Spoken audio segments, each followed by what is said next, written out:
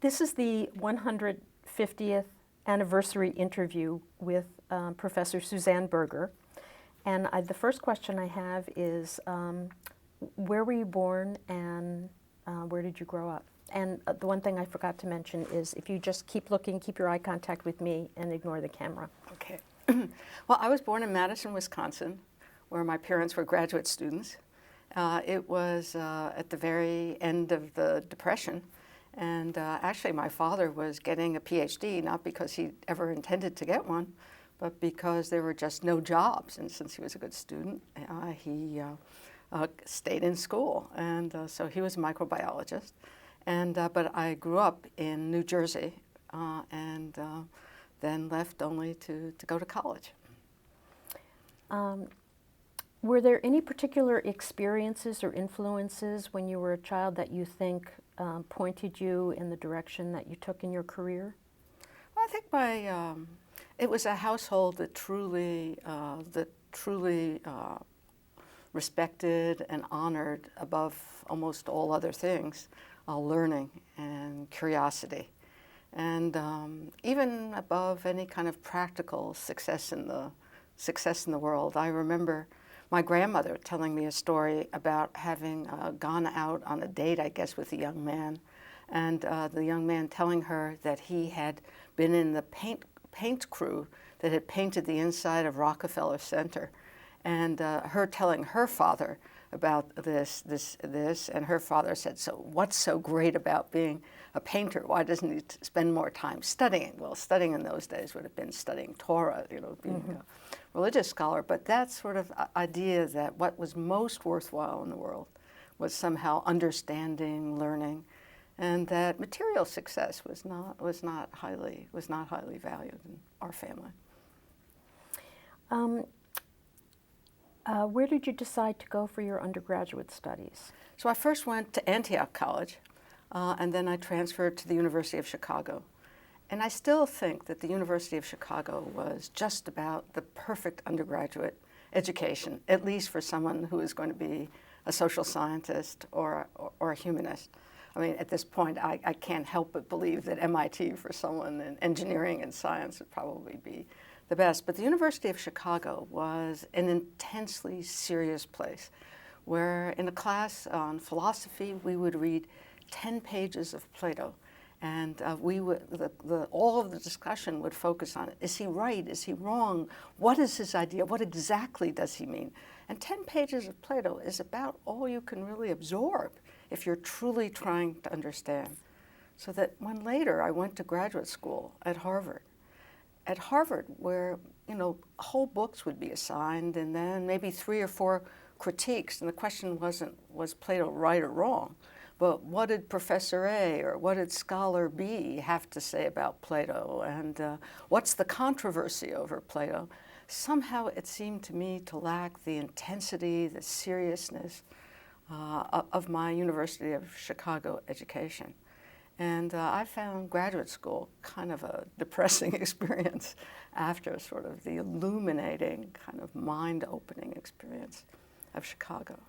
So what made you decide to go on to Harvard for graduate study? I just loved what I was doing at Chicago. I mean, I can't say that I really knew exactly what I wanted to do as a profession. I just wanted to do more of what I was doing. And I think as I look around at a lot of colleagues, they're not people who ever consciously decided that they were going to be professors or researchers. They're people who got captivated by an activity and just tried to do whatever they could to continue doing this thing that seemed to them to open up the opportunity of looking at the big questions about the world, the things that really mattered. And so I would say I just kept doing what I was doing.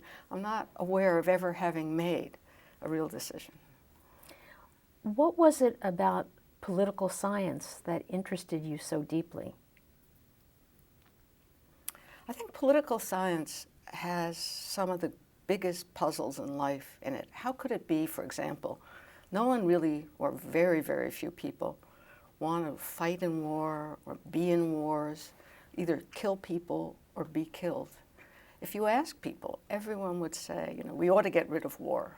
And yet, somehow, it's proved over thousands of years absolutely impossible to solve this problem even a little bit. How is it that something where if you asked each individual what their preference is, you would have an overwhelming majority of, an overwhelming consensus on the answer, but collectively we're unable to achieve this objective? Political science is filled with puzzles where you cannot understand how, given what individuals individually would seek, we come out with the kind of collective social solutions we have. And I think the best in social science is about trying to understand the gap and trying, if you're a more policy-minded person, to figure out how you might bridge that gap between things that most of us could recognize as desirable, but have somehow proved to be almost unattainable for us as a society. While you were in school, did you have any particular mentors or influential professors? Yeah, I think at each stage there was somebody who played a role that was really quite decisive. As an undergraduate, when I was at Antioch, briefly for 1 year, my freshman year, there was a political scientist whose name was Heinz Uhlau. And Uhlau was very, very interested in what we would call behavioral social science, sort of questioning individuals and trying to build out of individual traits about legislators, in his case, trying to understand the political process building up from individual properties of the legislator. And Uhlau was really a first-class researcher, but who happened to be, I think, as he saw it, stuck in a Midwestern little college without the kind of graduate students who could have helped him on his research. So he chose what he had at hand, and that was a group of 4 of us, one a freshman, that was me, and he sent us out interviewing Ohio state legislators. And we had to track them down in their farms and their factories, and we had these long questionnaires to administer.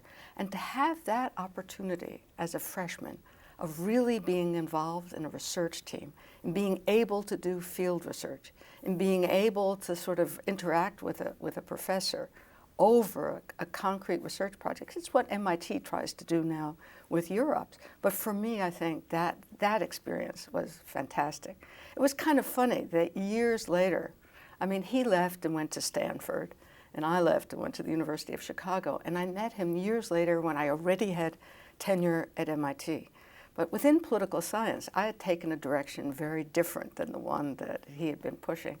And he looked at me and he shook his head and he said, "Suzanne, whatever happened to you? I got you in on the forefront of the behavioral revolution. What happened to you?" I mean, it was such disappointment. I mean, here by my lights, I'd been a great success. I had a tenured job in a major American political. Whatever happened to you? You were on the forefront of the behavioral revolution. But still, that experience, I mean, I thought it's kind of funny. At that point, I could look at it as funny. I don't think I would have thought it was very funny as a graduate student. Yeah. People do have their own prisms. Yeah. Let me ask about each of the particular areas of interest that you have. Let's start with European politics and economy. What is it that's so intriguing to you? Why have you been drawn to that area of research? There was a mentor who was very important. When I went to Harvard as a graduate student, I thought I was going to work on Soviet politics. And I guess my reason for getting into that were kind of weak. I had taken a lot of literature courses at the University of Chicago and at Tolstoy and Dostoevsky, and I'd been intrigued, and somehow I'd been pulled into an interest in Russia. But when I arrived at Harvard, I discovered that the faculty working in the Soviet Union believed that they had totally figured out this society. And each graduate student, it was like one of those color-in-the-dot pictures. They had the picture, they had the big design, and each student was going to be assigned a little piece that you got to color in. So one would be assigned to work on state farms, and another would be working on the Soviet youth movements or something like that. And so it just lacked all intellectual challenge and interest. And so even though I'd learned Russian in order to be able to pursue this, I quickly felt that I felt very, very uninspired to continue this way. And I had, more or less by accident, started taking classes from a faculty member called Stanley Hoffman, who's still alive and doing very well today. And he was teaching about French politics.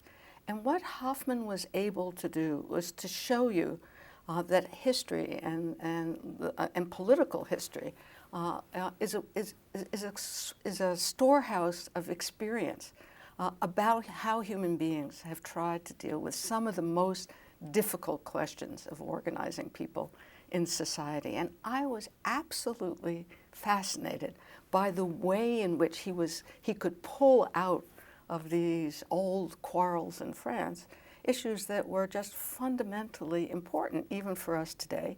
And above all, the way in which he could use French experience as a kind of mirror that we could look in as Americans. It was a society in many ways like us, and yet people who had come up with altogether different kinds of solutions to the kinds of issues that were important in the United States.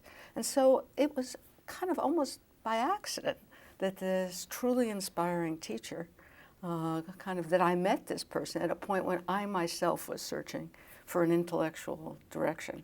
And so my very first project was on French peasants. And I thought that this was in the 1960s, and at that time, the dominant paradigm in political science was that as economic and social life became more modern, as people got better educations, as their incomes rose, as they used more modern technologies, that their political behavior, their attitudes, their voting patterns would also change. They'd be dragged along, basically, by economic and social change.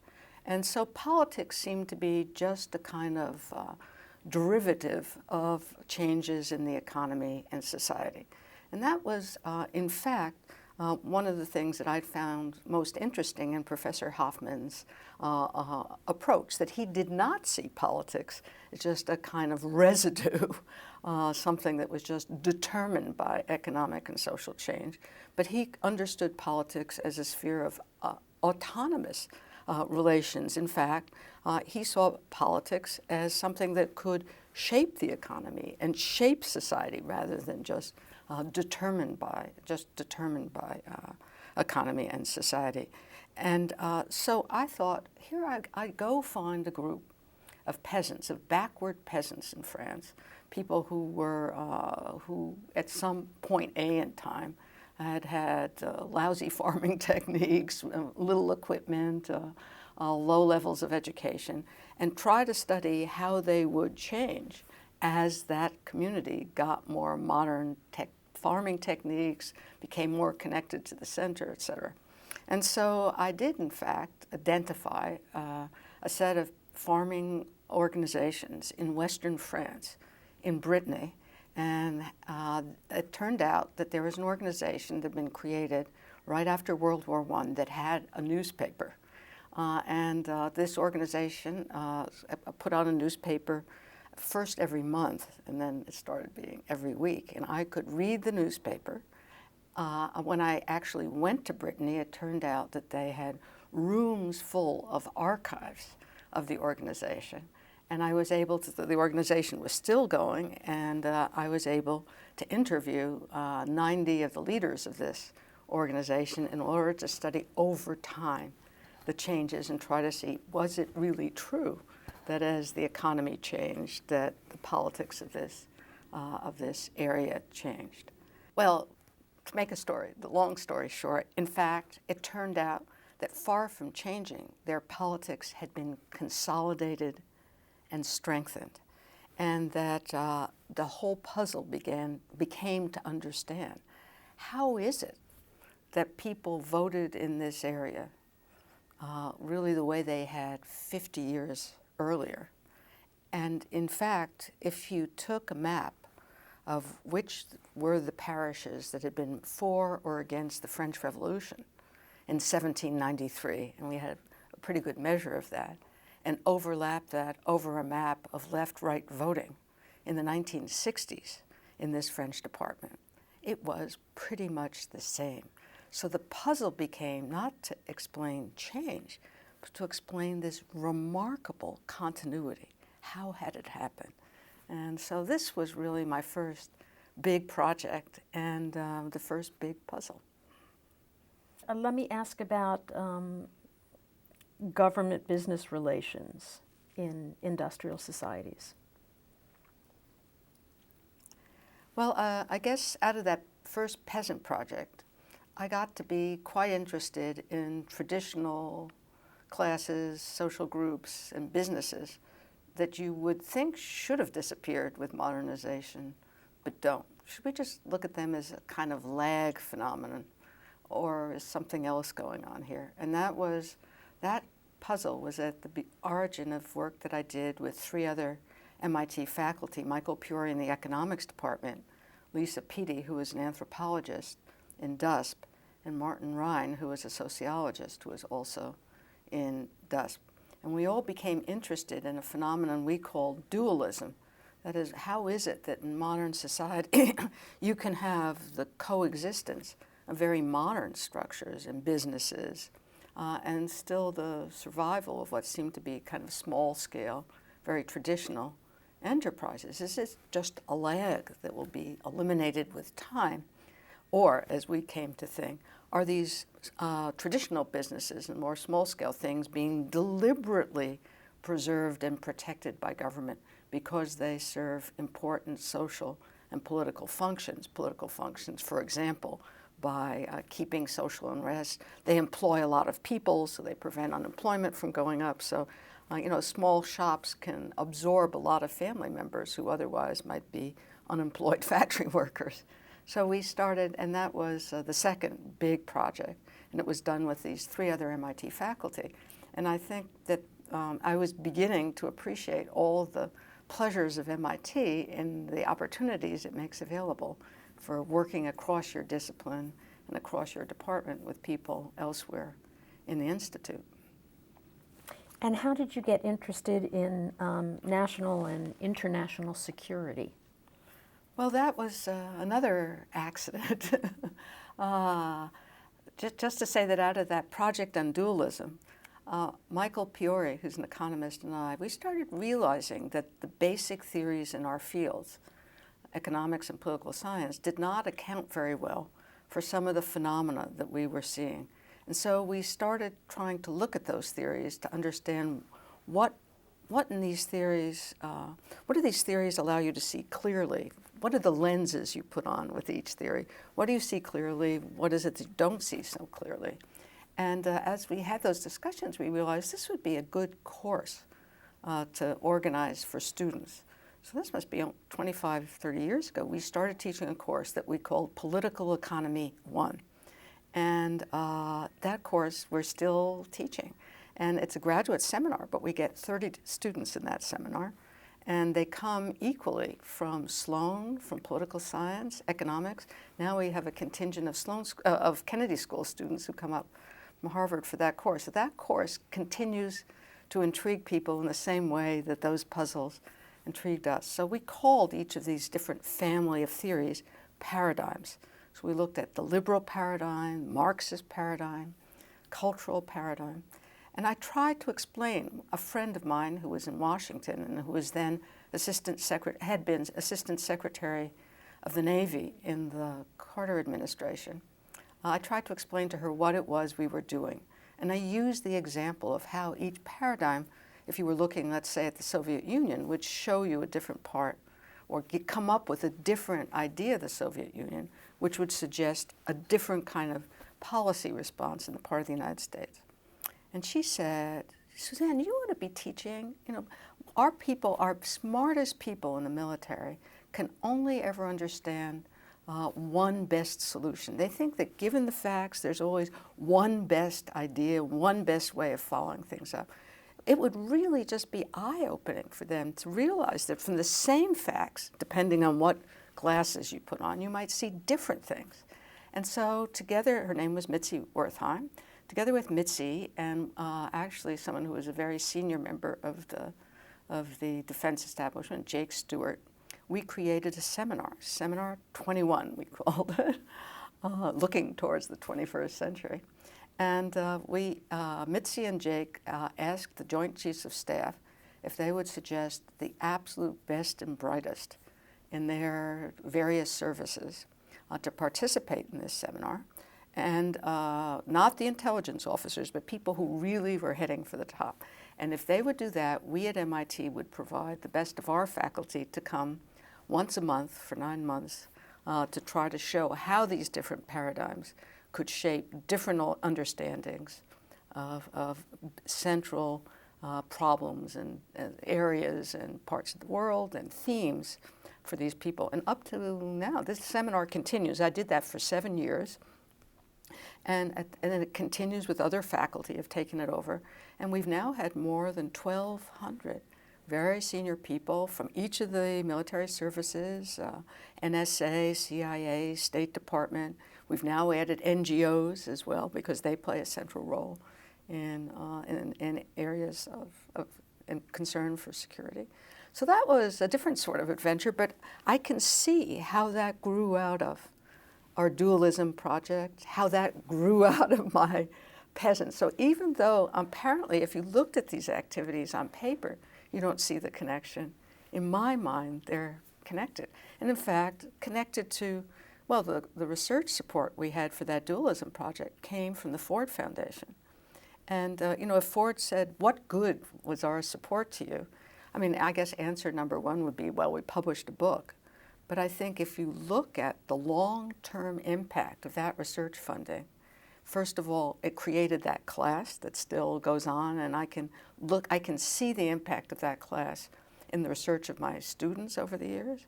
It created this seminar, though Ford would probably never even be able to see that, but I know that that's how it worked. And is there a link between all of this and globalization? Globalization. I guess that was another accident made possible by MIT. At the end of the 1980s, it was a very bad time for the U.S. economy. And President Gray, Paul Gray, looked at what seemed to be the losing battle of U.S. industry to compete at that time with the Japanese.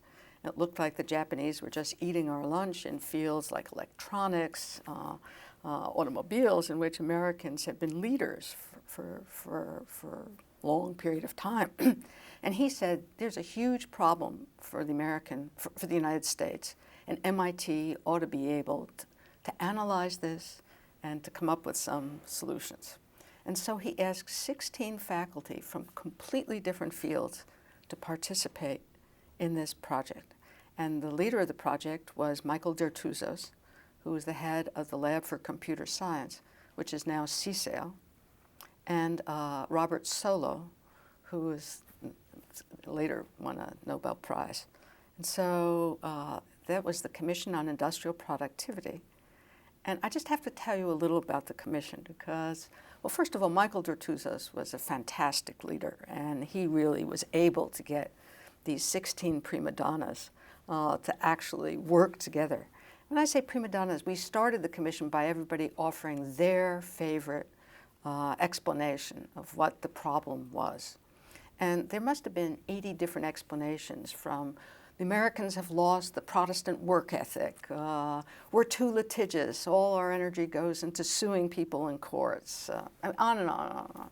And at one point, Paul Krugman was a member of this group. And at one point, Krugman shouted, I don't want to hear the word competitiveness once again. It's a nonsense word. It means nothing. Depending on the level we set the dollar, the United States could be selling cotton T-shirts in Sri Lanka. And the dean of engineering, who was in the room, stood up and shouted, I always knew there was something deeply wrong with economics, and now I see it. So, I mean, you had these fundamentally different worldviews here. And Michael Dertouzos brilliantly realized that there had to be a different way of going about this. So he broke us into teams and said, you've got to go study particular industries, and then we'll build our analyses from the bottom up instead of this top-down approach. And that's really how I started doing the kind of research on industries from the bottom up that really, I would say, from the end of the 1980s has become the basis of all the subsequent work that I've done on globalization. So there, too, it was a kind of MIT product. And then I have one more, comparative politics, which sounds like it would be closely related as well. Well, comparative politics, I think in a way I've answered that by talking about Hoffman and the kind of insight that how much that seems inevitable to us once you look at how other societies organize things. You realize that what seems to you inevitable in life is not inevitable at all. There was another way of tackling this problem or another way of organizing. Take something like a training and education for workers. In the United States, it seems absolutely self-evident that companies have little to gain from investing in their workers because the workers then can move on to another company and the company loses its investment in the education and training of the workers. And when you ask U.S. company managers why they do so little for developing the skills, they say, well, because we'll lose those people, they'll go off somewhere else. And that just seemed to be sort of a fact of life until you go to Germany and Japan, where companies invest very, very heavily in worker training and skills. And they have a way of trying, in fact, by creating a common reservoir of skilled workers to make sure that no one company does all of the investing while others are able to free ride on those who invest. So what seemed to be a kind of immovable fact of life suddenly takes on a whole different sense of possibility and opportunity if you look at German and Japanese patterns. That's just one example. Okay. So let's back up a little bit, and why don't you tell me how you wound up at MIT? Well, the true story is after I got my PhD at Harvard, Harvard then in those days hired only its own junior faculty from its own graduates, and experience of being a graduate student at Harvard was hard. I mean, you felt no one ever really noticed what you were doing, and so when you were appointed as a faculty member, it felt like holy oil had been poured on you. Suddenly you felt incredibly special. So I hadn't really thought very much. I was offered other jobs at that time, but it just felt so special to have been chosen by Harvard that without really thinking much about it, I signed up and agreed to start there. And as I, though, became a junior faculty member, I realized that at Harvard there are 12 junior faculty for every one tenured faculty member, and that's a kind of fixed ratio. So it began to appear to me that this perhaps was not going to be over the long term a very good solution, and it might be best to leave at a point of my choosing rather than wait eventually to be kicked out. And so about 2 years into my assistant professorship, opportunities presented themselves at MIT and at Yale. And I really didn't know much about MIT for a social scientist. I'd sort of thought of it as others did, as an engineering and science school, except that I had one very good mentor who I had as a professor at Chicago, Professor Myron Weiner, who was here. And as I started to talk with him and his colleagues, I realized what an exciting place MIT was. And so I moved, after 2 years as an assistant professor at Harvard, I moved to MIT. And I've never regretted it. And any time that I've had other opportunities to go other places, MIT has always seemed a very compelling place to remain. The one truly tempting opportunity had been I once had an offer to join on a permanent basis the Institute for Advanced Studies at Princeton. And at that point, I'd gotten to know Provost Walter Rosenbluth pretty well. So I went to discuss this with him. And he ended this conversation in about 3 minutes, or this particular line of inquiry, by saying, Suzanne, you know you love teaching. You can't be seriously thinking about this. And, and that was true. I really did love teaching. And, as I think back about that conversation, I think many other administrators would have tried to offer a higher salary or a faster promotion or something like that. But Walter just zeroed in on the thing that he understood was my real attachment to the Institute, and I stayed.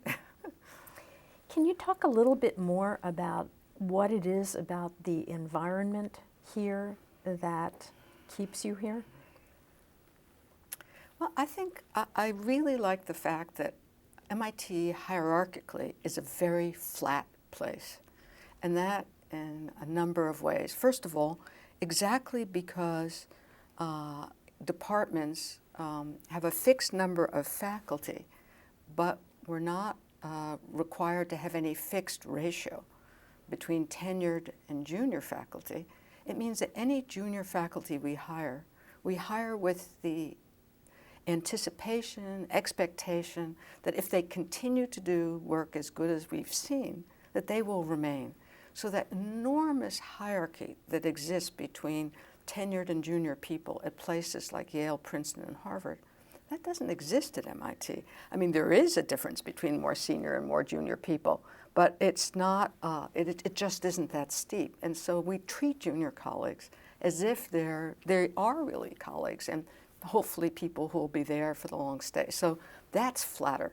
I think the MIT administration is just much more approachable than, I would never dream as a junior faculty member of having tried to even have a conversation. The thought of going and talking to the provost about a job offer when you were a young faculty member at Harvard, it would have been absolutely out of the question. It was hard enough to talk to the chairman of my department about having a job offer at MIT and Yale and what would be the right solution there. And in fact, when I did, just rolling back to that experience, and someone said, well, why would you want to leave Harvard? So I said, oh, well, it seems to me many junior people really don't get tenure here, so perhaps it would be best. The person looked at me and said, well, if you lack confidence in yourself, I guess it would be the best solution for you. So, it was so I think the MIT administration, the senior members of the administration, have a kind of approachability. The system is flat enough. And then I think the third aspect of this flatness is that you can move across departments so easily. My collaboration with The Economist in my very early years here and with people in DUSP, the fact that all my globalization research projects have been carried out with engineers and with colleagues from Sloan. At Harvard, people in the Harvard Business School, they're across the river. Those people, you don't ever even see those people, let alone interact with them. And I think there are many ways in which MIT sort of pushes you into this kind of, I am deeply aware of how the shape of the Institute and its values and priorities has shaped my own career. And these kind of accidents, what seemed to me as accidents, have had a very deep impact on shaping what I've done. Can you remember what your first impressions were when you first got here? The students and the culture and colleagues? Well, first of all, it's really ugly. If you look at MIT buildings, where we are, it's extremely ugly. Physically, it was not a pleasant environment. And I think it's been slightly changed over the years, but not a lot. So especially if you come from the University of Chicago. Yeah, or even Harvard. Harvard's rather attractive. The buildings had numbers. Initially, I was very taken aback. My undergraduates in my classes seemed to want to know what the right answer was. And I was struggling desperately to tell them that the issue is how you think about a problem and how you pull it apart and how, depending on how you look at it, and the students felt very unsatisfied with that answer. I think many of these points about MIT have changed over time. I think we've really changed. I think there's a much stronger presence in the undergraduate student body of students who might well have gone to a place like Harvard or Princeton or Yale, and who are more curious about looking at why do we define the problem this way rather than that way, and not just kind of solving problem sets. But initially, I found the problem set mentality was a real problem for me in trying to teach undergraduates. And I mean, I could recognize they were brilliant students, and I found myself struggling to push them beyond this way of kind of understanding the world. I think I also found it a little difficult in my first years. At MIT, it's undoubtedly true that in the science departments, there are people asking the question of just understanding things just because understanding the world is important in and of itself. But there really is an old and deep engineering tradition at MIT that's always asking the question, why does this matter? What's it good for? Why does it matter? And so at MIT, I was kind of taken aback by, I mean, if I would explain what I was doing on French peasants, and someone would say, well, why does it matter? Or what's it good for? Or, you know, sort of, why should I care? That was disconcerting to me. And I think over time, MIT has probably changed me more on this front than I've changed MIT. And so my own interests have become more policy focused. I constantly ask myself, you know, why does it matter? How could it matter? Why is this, I mean, studying this thing in and of itself, but I've never lost my love for just understanding the thing in and of itself. It's intrinsic fascination for why it's possible for this thing to exist and carry on. So I wonder if you could talk a little bit about certain, you know, multiple aspects of being here. One is teaching, one is researching, one is publishing, and how you feel about those various components to what you do.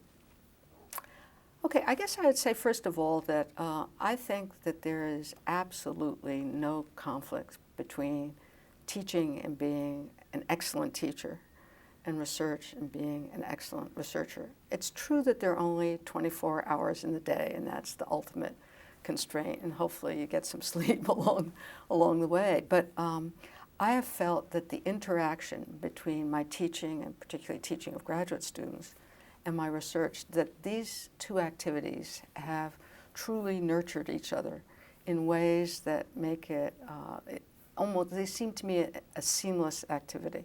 So the happiest times, I would say, for me have been when I've been involved in a big research project and when graduate students have also been involved in it. And I think about the Globalization project, when together with another faculty member, often an engineer, and one or two graduate students, we'd be riding in a minivan going out to these industrial parks in the middle of China, and we'd argue all the way to the factory about what it was that we'd want to be asking about, and then for the next 2 hours of the ride, what did we see? What did it mean? What did the man really say? What did it mean that that the machines were set up as? So I was learning both from the engineer, who saw entirely different things in that factory than I saw, and from the graduate student, who had different questions. And I think also for the graduate students, it was a fantastic opportunity. And so though that possibility of doing these activities with students, and I mean, what I feel proud of there too is that the students didn't just work on the common project. Each of them developed wholly autonomous projects and books out of this that are very, very different, and projects that have gone on to win them terrific jobs and honors for their books and dissertations, et cetera. And so this possibility for having both an individual project and a group project, for being a teacher and a researcher, this is, I think, the height of pleasure that's available, and it's a deep feeling of satisfaction on all fronts here at MIT. So teaching, research, publishing. I think there's myths about publishing and what's needed to do what you need to do in order to have tenure. I mean, in reality, what MIT wants to see for tenure is that you've done a few, maybe two in my field, truly important and relatively distinct pieces of outstanding work. The length of the list is really pretty much irrelevant. What you have to have done is for at least two major pieces of work, or they can be expressed in articles or expressed in books, you have to have changed the agenda, the questions that others who look at this question, at this issue, are going to be asking. You have to have made a difference in some part of the field on at least two significant fronts.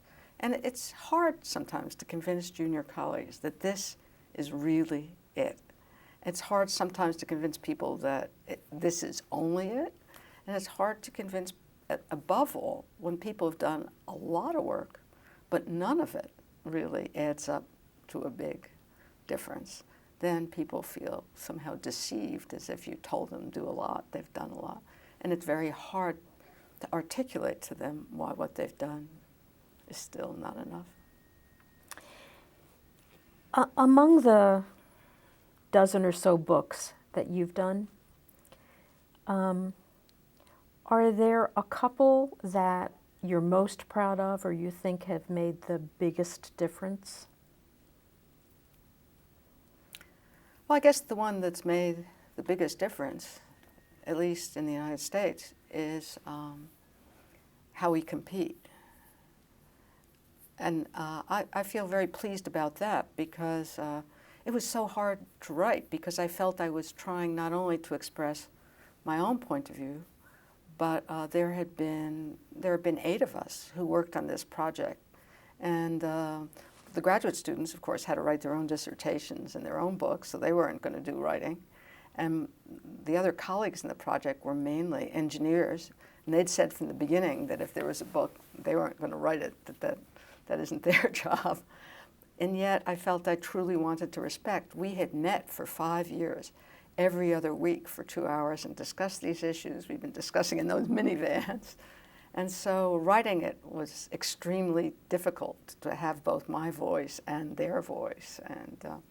And I've afterwards, I think I've given at least 50 lectures in the United States to industry groups, trade groups, academic groups about that.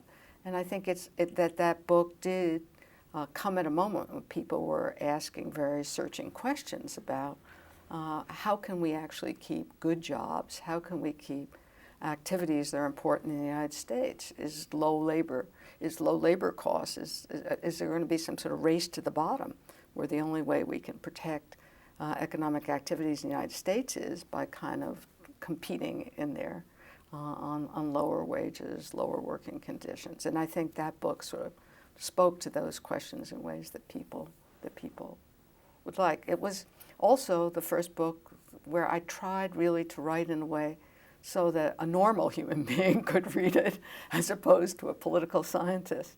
And that was a struggle, but I enjoyed it. But I have to say there's one other thing I wrote that gave me enormous pleasure. And I wrote it during a year when I decided I was taking a vacation from the How We Compete project. And this is a little book about globalization in the period 1870-1914. When borders were as open as they are today, capital moved as much across borders, goods and services, and even people moved around a lot because they didn't really have passports in those days. So, I started thinking, why is it that people didn't worry then about the questions we worry about now, about jobs, and can we maintain standards of environmental standards? Can we maintain various welfare provisions if we have open borders? So I started looking at the debates over globalization, though that word wasn't used then, in that earlier period, which was just like, in many ways, just like our own. And also at the question of, people then also thought that this state of the world was irreversible, though this world came to an end in one day when World War I broke out. Borders went back up, and they didn't come back down for 75 years. So, and as I started to work on this project, I started looking at this in France, because after all, I'd done a lot of research in France. Someone convinced me to publish the part of what I was writing on France in French. And so that little book came out. I thought nobody would be interested. Instead, that book was picked up by French politicians and political parties and used as a way of kind of battling out their current conflicts about border openness, capital mobility, should there be a Tobin tax on financial. And it was fascinating to see that people could use that older set of issues as a way of rethinking their current limits. So I had enormous satisfaction from that. And what I'm doing now is I'm doing the rest of that project, and I'm looking at how those debates played out in the United States, England, and Germany. And so what I'm trying to do is write the larger project in which the French piece will be put back in again, but that will come out in English. You've been involved in a lot of the programs to expand MIT into the wider world, and I wonder if you could talk about those efforts and why MIT thinks that's so important. Okay, I think here we have to go back to what MIT was like 40 years ago, even 20 years ago, which was a place that was strongly, how can I say, infected with the not invented here syndrome. That is, faculty did not believe in most areas that significant research, creation of knowledge took place anywhere outside the United States. And quite possibly nothing that was really important was happening anywhere except MIT. And in fact, if anything important was happening somewhere else, probably the people involved would turn up at MIT sooner rather than later. And so it was in that environment at the end of the 1980s, as the Japanese across one field after another began to demonstrate their mastery, that a faculty member, Professor Richard Samuels, who's now the director of the Center for International Studies, realized that while we had, I don't know, more than 100 Japanese postdocs and assistant professors and graduate students at MIT, that we did not have one person at MIT who was capable of going to a Japanese laboratory, participating in a research group, and truly understanding what was going on. We were incapable of learning from the Japanese, although they had made themselves very capable of learning from us. And so he started the first effort to, was the MIT Japan program, to try to give MIT students the opportunity to go to participate in research groups and laboratories in Japan on condition that they first study 2 years of Japanese here. His idea was you can't just wander in with your Berlitz book and hope to be able to really understand what's going on.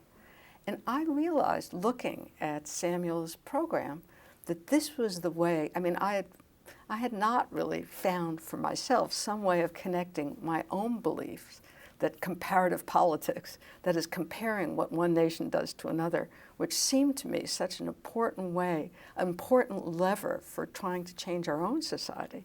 I realized that what Samuels had come up with was a way to translate that into a program that would work at MIT to get students and faculty to be able to appreciate how important it is to understand how another society does things. And it's that angle of approach, that is trying to understand how knowledge is created elsewhere, to try to convince people that our students and faculty are not going to remain at the cutting edge unless they're able to participate in knowledge creation in other big centers in the world. And I think it's that idea which slowly and now very rapidly has convinced people across MIT of how important it is for faculty to be involved in collaborative research and for students to have that kind of hands-on experience of research and participation in a company or a lab as part of their basic education. It's not a frill, it's not a junior year abroad in France. It's a significant opportunity if you're a biologist to go be at the Pasteur Institute for 6 months and working on your project. And I think that's what's really changed MIT. So which department is now the biggest supporter of our international education initiatives? It's ECS, Electrical Engineering and Computer Science. And I think, so they've become a tremendous supporter. They've, bringing their students to China. We have the largest proportion of the students who participate in the MIT International Science and Technology Initiatives, what we call MISTI. The largest number of students do come from EECS. In fact, we have a proportion of engineering students, science students, and students from the other schools that's about like, it's pretty much the reflection of the institute itself. And there's can you talk a little bit about the MIT France program? Yeah, well, the MIT, of course, once we got the MIT Japan program, which Dick Samuels had started, and then the MIT China program, which Provost Mark Wrighton had allowed us to start. I just kept thinking somehow we've got to do something on France. And we had the visit of the French Minister of Education and Research, Claude Allègre, who was a friend of John Deutsch, who had been MIT provost.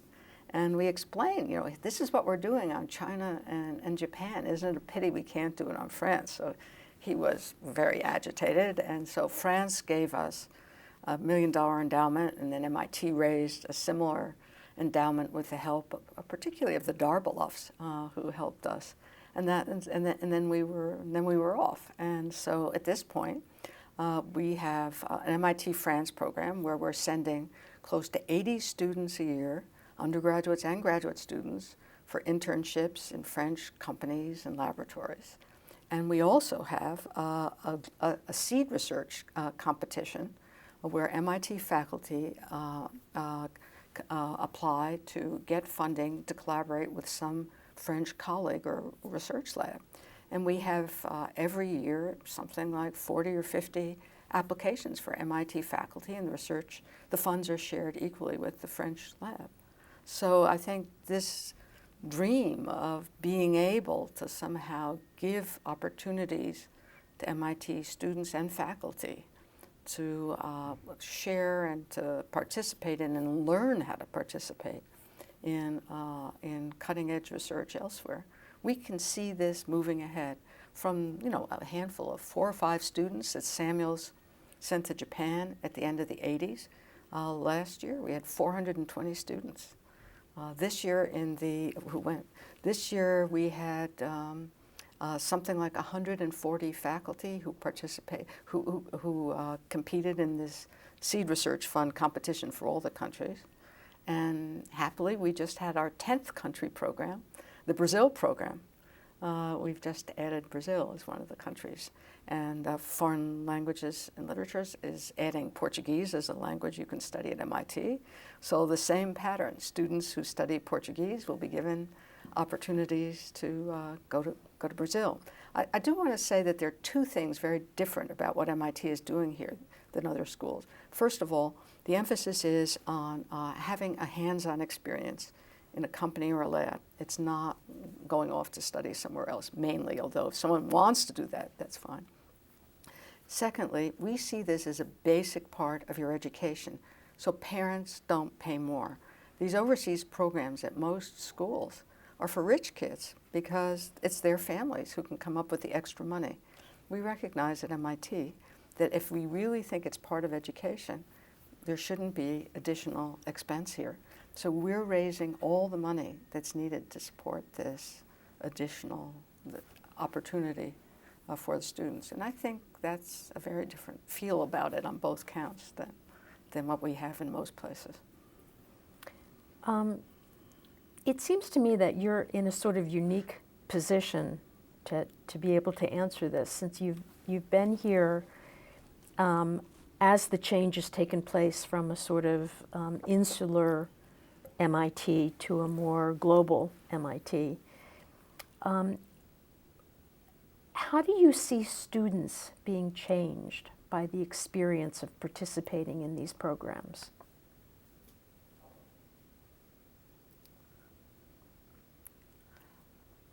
I think for many students, it's a kind of humbling experience. I mean, these are students who always were the best, or else they probably wouldn't have gotten to MIT. And I think it's very hard psychologically to be in a situation where doing things the way you've always done them, that have always been very successful for you, is challenged by a different kind of approach. Let me give you an example. One of our students went to work in a investment financial services company in Mexico. So she was a Sloan School student, and we placed her. She was interested in Mexico, and so she went to work in a financial services company. And the day that she arrived, the group went out for a very nice lunch, and the lunch went on for 2 hours. And she said, she thought, gee, this is real, they've done this for me. How really nice, what a lovely welcome. But then the next day, everybody went out and lunch was 2 hours again. And the next day, lunch 2 hours again. And she became very uneasy. She felt people are not working here. You know, look at all this time off and all this schmoozing. And so she called the MIT Mexico coordinator and said, you know, I just don't know if I've done the right thing coming here. It seems to me nobody's really working. And so the coordinator said, I want you to listen at lunch. Listen to what people are talking about. Observe that they are going ahead with, you know, that things are happening there. And gradually the students started to realize that this was a part of the workday in which people were sharing information, helping each other. We had very much the same experience with a biology student who went to the Pasteur Institute. And she said, when I asked her, so what was different about being there than staying in your lab at MIT? She was a graduate student. She said, well, for 1 month, I thought I was just completely wasting my time. It seemed like nobody was working. People were going out. They were drinking coffee. They were smoking. It seemed like nothing was happening. And then she said after a month, the project took this leap forward. There was this real advance. I could see that there had been an advance, but I hadn't seen where it had come from. She said, and then I remember that, you know, during our training things, they said, watch how people are talking to each other. Look how the group tries to figure out what to do, how to define the problem. Look at how the group tries to recover from a failure and regroup it. And she said, then I started watching and I realized these people were just working in a different way and they were coming at problems from different angles. That's really hard for somebody to see. And I think it's an experience in which people often first feel, well, they'll often sort of feel, people aren't really working here. You know, things are not, they could be doing this in a better, easier way or something like that. And then this gradual recognition that people are looking at different parts of doing problem solving in another way. That to me is that mindset, that meant when your mind turns around to think about about what's going on here in a different way, you've become a person who's become capable of participating with others somewhere else than in your own comfortable lab setting. Let me go back and ask a little bit more about globalization, and then we'll go into some more MIT questions. Why don't we start? Can you give me a sort of definition to start out with? Yeah, I think the most useful definition is that globalization are a set of pressures that tend to produce a single world market for labor and capital and goods and services. So what would it mean to have a single world market? It would mean that the price of something would be the same no matter where in the world you were. So labor wages for the same job would be the same. The rate of interest, the cost of capital would be the same wherever. And I think, and if you had such a world, we would have a truly global economy. I think the big point is we do not have anything like that, and probably we never will. Even the cost of capital, which moves more easily than anything else, is really very different in different parts of the world. But what we have is a world in which there are tremendous pressures in that direction, and those create tremendous competitive pressures. And what people are reacting to are the pressures. It's not the fact that they are in a global economy, it's the fact of moving towards something like this. Is globalization, in your opinion, something that workers and businesses need to be afraid of?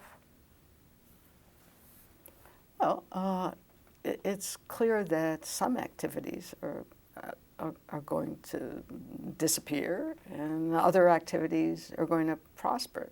So depending on which activity you're in, you might be afraid or not afraid.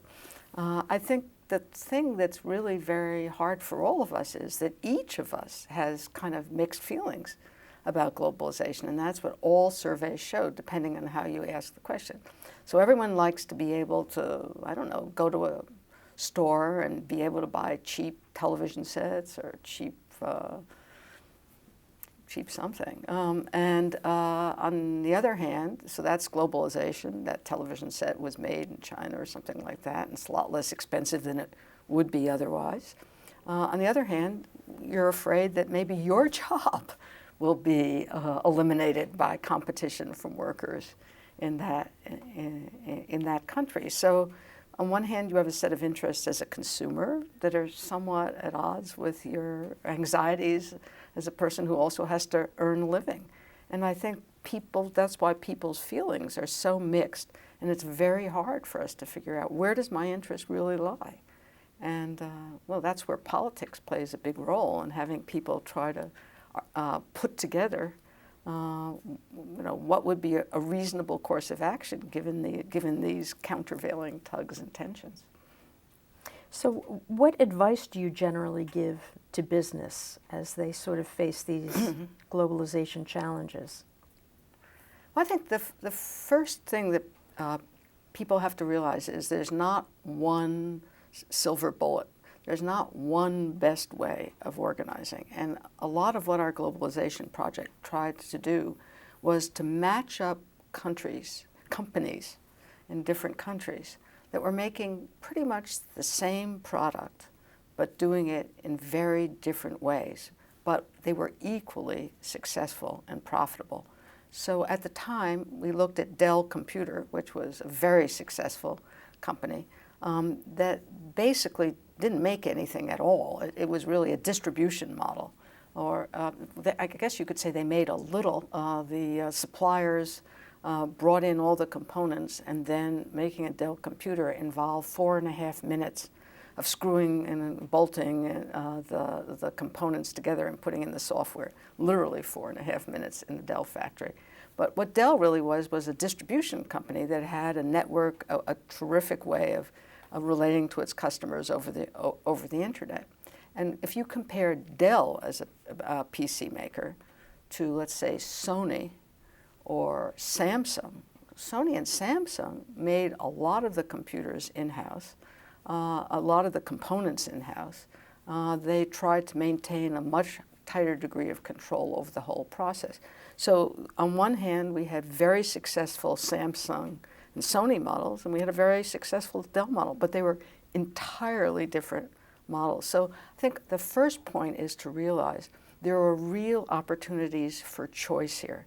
The question is not, how do I find the one best way and align myself on that? The question is, how do I identify what kind of resources I have within my own company, what kind of resources I could access in my own society, and put them together to make something that would really be innovative and interesting. So for me, cases like we looked in our study at American Apparel. I don't know if you've ever been there. American Apparel, who would think you could make T-shirts in the United States, completely in the United States, and make a really highly profitable business out of it? But American Apparel makes all its T-shirts in a big pink factory building in downtown LA. And so what kind of reason, and they pay their workers, well, this was 4 years ago, they were paying their workers $12.50 an hour, which was well above the minimum wage, and they were also giving them some medical benefits. So how did you put that together? And everyone said garment business completely finished in the United States. So I don't think that the American economy is going to move forward by kind of totally reinventing the garment industry. So for me, it was kind of like just the critical case that showed that almost nothing is impossible, even though some things would probably be more likely. The question is, how do you use the resources that you have? How do you put them together out of your own stock of experiences, out of your own legacy, to come up with a winning model? And that means trying to incorporate new elements as well as just continue the old. So the first point is choice to the businessman. I think the second is to get rid of some ideas. They're just very ideas that prejudices that people hold very closely but are just wrong. And one such idea is that low labor costs are the key to success. They just aren't. Labor costs are a very small part of any industrial process, of any final product. And therefore, looking around the world for where you can make things cheapest with the lowest cost labor, this is not a key to success, and we have showed it in many cases. But much of American business has been riveted on this issue of labor costs. I think the third point is that businesses have to give far higher priority to learning and to acquiring deep knowledge of the markets they want to be selling in. So if we look at American companies that are doing some kind of production in China, very often American companies will use subcontractors, contract manufacturers, outsourcers to do that production in China. And I think that even if the costs are lower that way, they might be, that the Americans are losing an incredible opportunity to learn from running those factories themselves, to learn the China market, to understand what kind of tastes, what kinds of consumers, what kinds of products might be successful there. And in choices about location, I think American businesses systematically undervalue how important it is to make those choices by factoring in the learning output, the learning component, as well as a sort of static costs at any one given moment. Sort of a bigger piece of the sending the students abroad to... Yes. So you sort of touched on it, but can you talk a little bit more about the importance of dynamic legacies? So we use the word dynamic legacies in the Globalization project to express the fact that as companies try to decide, let's say, whether they want to go for the Dell model or they want to go for something like the Samsung Sony model, or to use another contrast, for something that's like how Gap and Banana Republic make clothes, which is entirely by outsourcing, as contrasted with Zara, that still makes a lot of the clothes in its own, in the factories around its own headquarters in northern Spain, with high-cost, high-wage workers. As companies try to figure out which road they want to be moving along, I think they have to look at what their own experiences and resources are. So, for example, in the legacy of a Japanese company, one of the things Japanese companies and German companies have in their legacy and as resources are highly skilled workers. So as they make choices about new product lines, new directions for their business, one of the assets they can really count on is being able to have highly skilled workers, highly flexible workers who are going to be able to see these new product lines into being.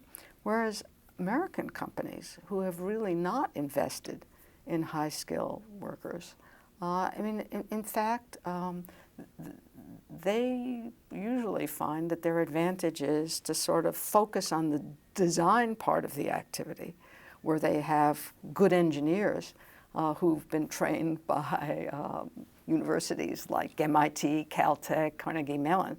So if you're a company that doesn't have this sort of legacy of this easy access to highly skilled production workers, maybe you'd be better off focusing on the design aspects of the project where you can get good workers, and then you move all the production, all the prototyping, all the kind of first factory, you kind of hand that over to maybe Taiwanese original design manufacturers like Quanta.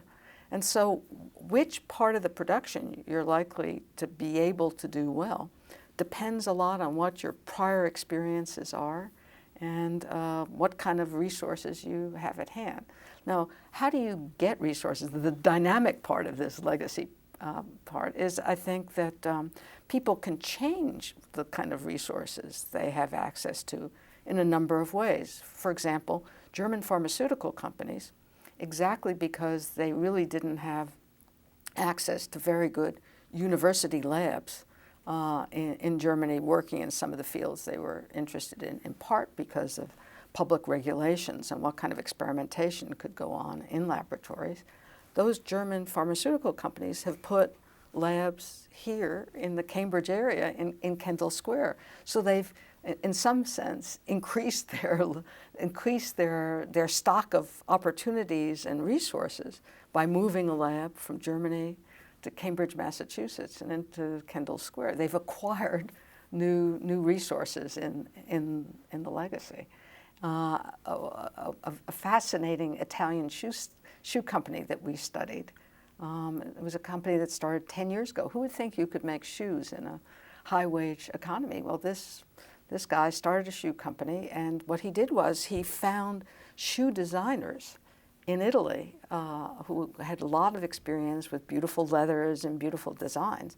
But he realized that in order to make the product cheaply enough, he'd need lower wage production workers than he could find in Italy. So he now has set up all his prototyping and logistics in Italy, hiring these workers, these designers from previous, but the shoes get made in Romania or China. So he's accessed additional resources and drawn on previous experience. In his case, not the experience of his own previous shoe company, but other shoe companies whose designers he acquired. So it seems to me that you argue in How We Compete, if I understood it correctly, that a successful company for the future really needs to be increasingly alert to the market and technological advances, and willing to change and able to change, and very flexible and nimble. And that seems like a tall order for success. Do you see it that way, or do you think? I mean, that is one thing that globalization changes, is that if you're making a product that can be traded across borders, you're not going to be able to have a stable, sort of secure position. You will be challenged, and so you have to keep running in order to stay even where you are. So in many fields, let's say today, we're still ahead of the Chinese in our capabilities. If we just stand still, will we remain so? Absolutely not. And I think that the advantages of globalization are this pressure that it puts on people to abandon. They're forced to move out of monopolistic or quasi-monopolistic positions. They no longer can count on the rents of just having been first 10 years ago. They have to continue to defend their advantage by innovation and by moving ahead. And I think that's a kind of unnerving situation, but it's probably a good one for societies. And I think one of the true advantages of the United States is that we do have an ability to take the pieces of things that have blown up, repackage them, and try to move ahead. Or we don't protect failing industries, And we have a good capacity to reuse and recompose new activities out of the pieces of the things that have disappeared. So when DEC disappeared in Massachusetts, it turned out a couple of years later that many of the people from DEC reappeared as the founders of Sun Microsystems in California. At its best, that's the American story. I think at its worst, it's a story in which we have a very rapid rate of turnover and change, but we don't provide any kind of safety nets for those people who lose jobs. So losing a job in the United States means you lose your health benefits, you lose your pensions, and I don't think that it's fair or even humanly sustainable to make losing a job. If we want to maintain this as a dynamic economy, we have to be sure that there's at least some sort of a safety net under the most vulnerable people. Do you have thoughts about where you think we'll all be, or globalization will be, in another generation? What do you mean? Well, how much will geographical borders still matter? How much more cooperation will there be? Where will the U.S. be compared to India and China? Well, at least on borders, I guess I do believe that national borders are a lot more important than many of us give them credit for. I'm very struck by how easily states were able to reinforce their borders the first time around. In 1914, when the war broke out, borders which people had never thought could ever be closed up again, immediately closed and didn't come down for 75 years. In this financial crisis, 2007, 2009, 10, what's really amazing to me is that companies that once would have said, the leaders of companies like Citicorp and others had said before the crisis, we're global corporations. Maybe our headquarters are in New York, but that doesn't make us American. We're as much Chinese or German as anything. It's just a historic accident that our headquarters are in the United States. I think everybody now knows which country they're in, because it was that country's taxpayers that have kept them afloat. So in this crisis, suddenly borders, which were looking a little invisible there, suddenly they became a lot more visible. And we sort of realized that national governments are the only ones that are going to bail out nationally located enterprises, however multinational these enterprises proclaim themselves to be. And this is a story not only in the United States, but in Europe, even within the European Union. Who really intervened to preserve the British economy? It was the British government. Within France, it was the French government that more or less bailed out Renault and Renault's suppliers, et cetera. So these borders in periods of crisis come back up again. To mention nothing about having procurement rules for the stimulus spending, which steer people to American producers, but even without, sort of going into all that detail. So I think national borders are with us, more or less evident in some periods, more or less invisible. That, I don't think, is likely to change very much over a generation. Do you feel like the economic move toward globalization does that move separately, or is it influenced by how, for example, the U.S. is seen abroad, the image of the U.S.? Does that impact the way globalization advances? Well, I've emphasized, I guess, a lot the economic drivers of globalization. I think one could also focus on political drivers of globalization. For example, treaties like the Bretton Woods Agreement, like the agreement on creating WTO, and which is the World Trade Organization, which has tried to bring down tariff barriers. And so there, the role of the United States in promoting the WTO or in the NAFTA agreement that reduced trade barriers between the United States, Mexico, and Canada. So there, the role of the U.S. and what people think about America is very important. But I think you may be referring to a third dimension, which is a sort of more cultural understanding of globalization, the extent to which Americanization of culture spreads around the world, and American ways of doing things are seen as either legitimate or evil. And so what people think, for both the political and the cultural reasons, I think what people think about America makes a big difference.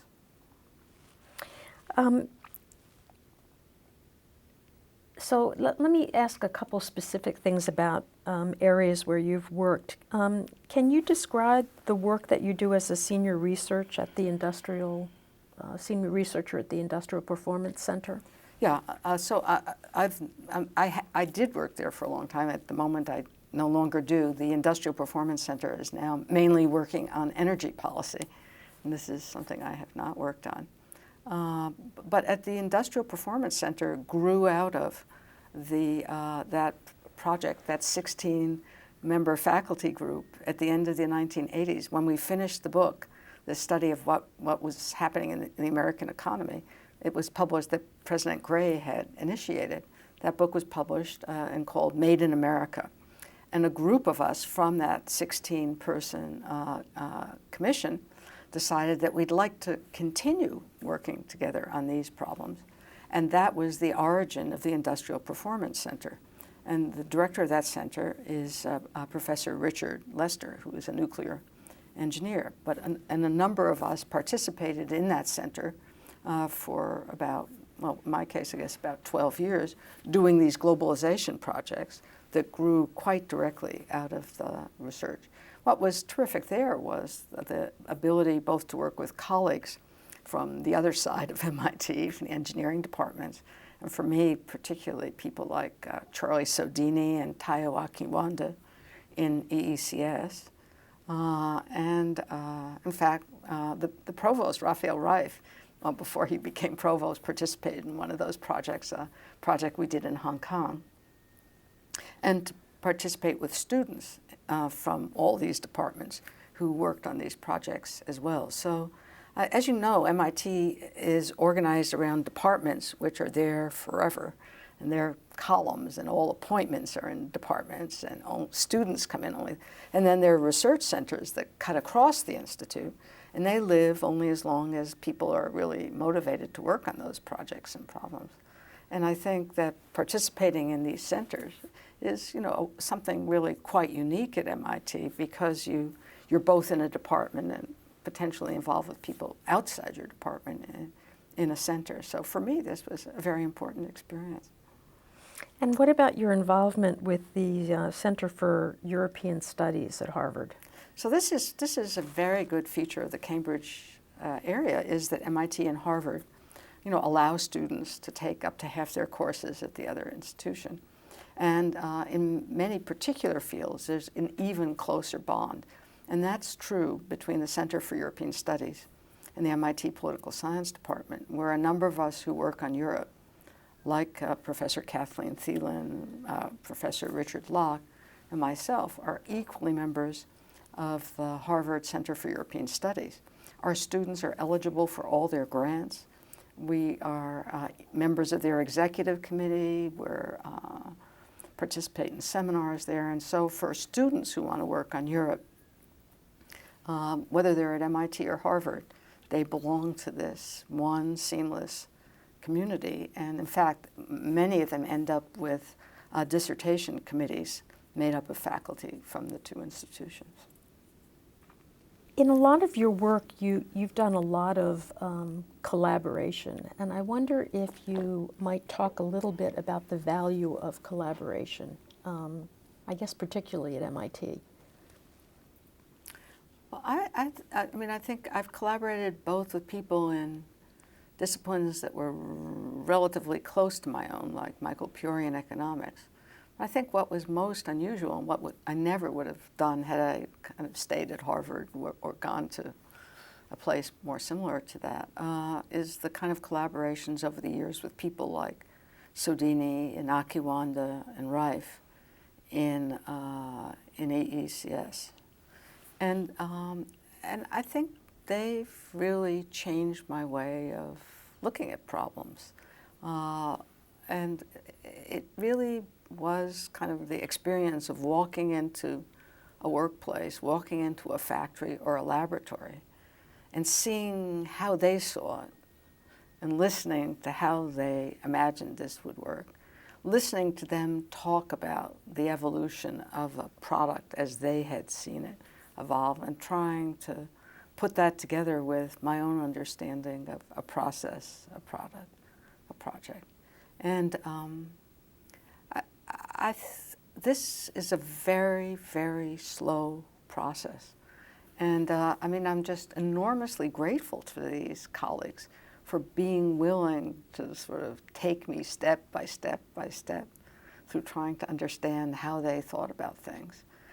They say that they really enjoyed it too, that they've learned something from working with the social sciences. But this is an extremely slow activity, not only because my own scientific and engineering knowledge is exceedingly weak and largely what I remember from high school, but I think it's a different way of coming at problems than my own. You've been recognized with many awards and honors. What role do they play? How important are they to you? I think personally, psychologically, I hope this doesn't sound ungrateful, but I guess the feeling is a little, the joke about Groucho Marx, who said any club that would have me can't really be such a great club. And, I think there is a tendency to sort of, I think one award that really meant a lot to me was the Légion d'honneur in France, because so much of my life has been devoted to trying to understand France. And, of course, it means a lot to me that the French believe that I have done so in a way that has been important for them as well as for Americans. So that really did mean a lot to me. In what ways do you think being at MIT for most of your career has impacted your work? It's had an enormous impact because I've worked on subjects that I never would have worked on otherwise. I would say that all of the projects from the Industrial Productivity Commission on, from the end of the 1980s on, were ones that grew out of this kind of totally serendipitous experience of being asked by President Gray to be thinking about the American economy, and then that led to this comparative research on other countries and then to the globalization projects. I really don't think I ever would have done that if I hadn't been at MIT.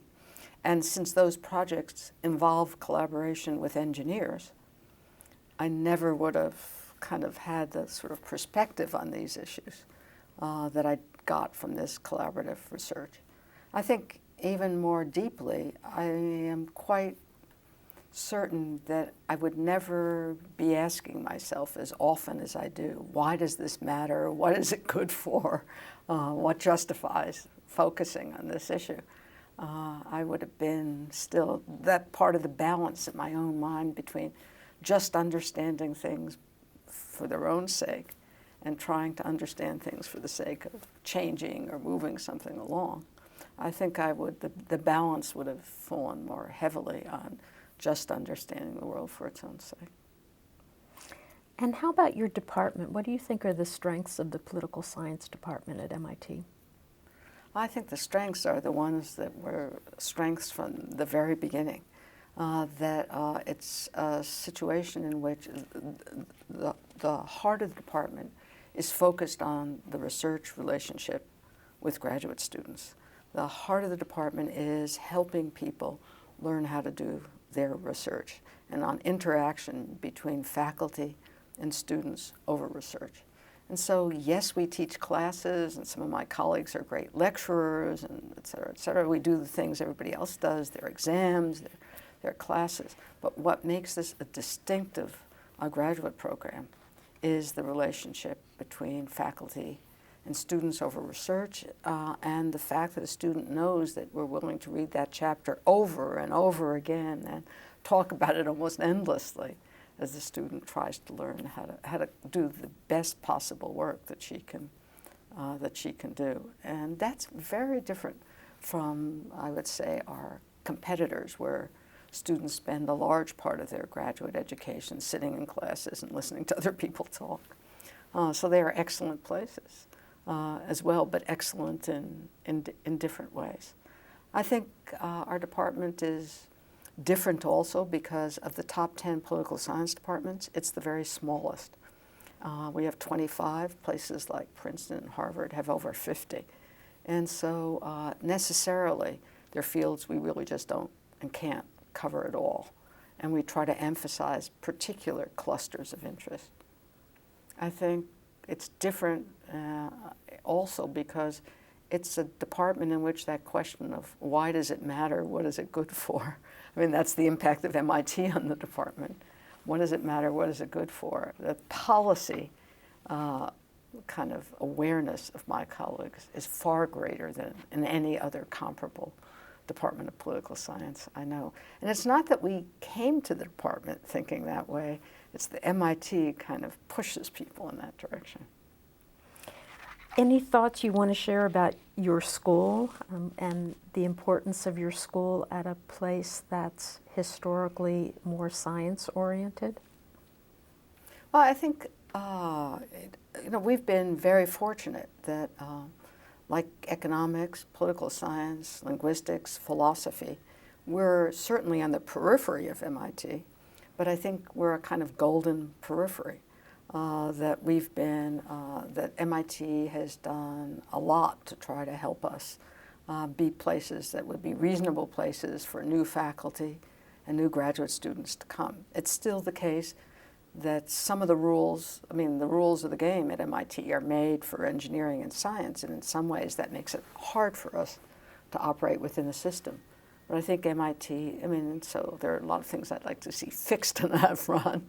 But still, all things considered, MIT has done a lot to maintain, to keep us in the very top of our disciplines, without which it'd be a pretty discouraging sort of place to be, and we would lose our best faculty, and we wouldn't be able to attract the best students either. So that's very important, and I think our current dean has just been fantastic in kind of articulating those priorities and particularly trying to help us within the social sciences to develop this internationalization of the Institute, the MISTI program, as a particular way that we can connect to the rest of the Institute in the educational enterprise. Do you want to talk about the things you would like to see MIT do in the future, or the changes you'd like to see? Well, I think the changes that I would like to see at MIT in my own discipline would be, I think we need to make this, we need to change those parts of the Institute's operating rules that make it more difficult for us to support the very best graduate students. We have to recognize that the funding of graduate students in social sciences is really quite different than in the sciences, and the fact that we operate under a set of rules that facilitate engineering and science. I think the Institute just hasn't gone far enough in that direction, and that means that we struggle to keep the best students. And the struggle to keep the best students is a struggle to get the best faculty. The best faculty really want to be in places where the best students are. And I think we've also had to struggle excessively in order to compete with the Harvards and Stanfords of this world to offer living conditions and salaries to our best. So, I mean, that's a very material sort of, very sort of material demand. I think I would like to see MIT much more out on the frontier of public policy in kind of demanding that our society do a better job on certain issues, where MIT itself has a lot to offer to bring to the discussion and resolution of social problems. I mean, an example, I think President Paul Gray's initiative with the Commission on Industrial Productivity, with trying to address what are the obstacles in our own society to being able to not only promote innovation, but the commercialization of innovation, the creation of new jobs. I think MIT could be more active in a number of areas in which I think the future of American society is jeopardized by the current by the current trends. Take something like innovation. We know that rates of investment in basic innovative activities have really gone down in the United States over the last 25 years. Companies that used to support things like Bell Laboratories, Xerox PARC, that kind of laboratory just doesn't exist any longer because companies have transformed them into profit centers attached to particular parts of the business. Universities hoped that they would sort of recuperate, that they would be able to kind of take over the slack. And I think to some extent government spending has allowed us in some fields to be able to do that. But I think we need enormous, not only new investments of money, but a lot of new thinking about how we can both accelerate the rate of innovation and accelerate the rate at which innovation moves into the economy and turns up in the creation of new jobs. So I think I would like to see MIT playing a larger role in sort of thinking about how we address an issue like that. You've been here how many years? Oh, since '68. Since '68. How has it been being a woman faculty member at MIT? Well, I have to say my own personal experiences have been extremely positive. I certainly can't ignore the experiences of female colleagues in other parts of the Institute where they feel that their contributions have not been adequately recognized and where the conditions under which they've had to work have been, it seems, less favorable than those of male colleagues. And I don't want to make out of my own positive experiences to draw, to generalize about how I think MIT. But my own colleagues within political science, both when I was a young, untenured faculty member and since, have been extremely positive. I can't say that I haven't seen negative things going on around me. At my own job interview, one of the people interviewing me made a grossly inappropriate remark, and everybody else in the room just kind of stared at the ceiling or the floor. So that was very negative. But I can't say that as things worked out that I ever felt that I was really being treated in a less than positive way. I felt very, very proud of MIT when about 15 years ago one of our students was assaulted by a Harvard faculty member in a Harvard class. And MIT, even though MIT had no legal responsibility for this student, the student really hesitated before pursuing this case because she knew that if she couldn't prove her case, that she herself could be pursued for libel and other things. And there had been no witnesses to this. But MIT, even though it had no legal responsibility, President Paul Gray said, if this is what happened, I want her to have legal representation. And he got her the best and paid for the best of downtown Boston law firms to represent her in this case, the case which ended up with the departure of this tenured faculty member from Harvard. And in fact, there were many other women who had been assaulted by this individual, and so she did something really very good, but she could never, as a poor student, have dared to do this without the backing of MIT. I felt very, very proud of MIT for being willing to support this person, and to support her in a way also that allowed her not to have to go through life with the burden of having been publicly known as the person who had done this. She's somebody who now has a tenured position at one of the nation's best universities, and she didn't have to support the burden of kind of being, I mean, she's been able to have her career unassociated with this event. What I haven't asked about is, some of the, you were assistant chair of the faculty or associate chair of the faculty at one point. So I haven't asked about that. And I sort of would like to know a little about what you think makes MIT unique. So maybe if you could touch on those, or if you have a, which you think is the more important. Well, I think what makes MIT unique, I often feel that it's, think of it sort of as riding a bicycle. When you're riding a bicycle, you're either going forward and advancing, or else you fall over. And you've got to get everything, you have to be either forward moving or collapsing. And I think that MIT basically operates on this principle. And the best leaders of MIT are those who have understood this, that you're either in forward motion or else you're collapsing. There is no standing still here.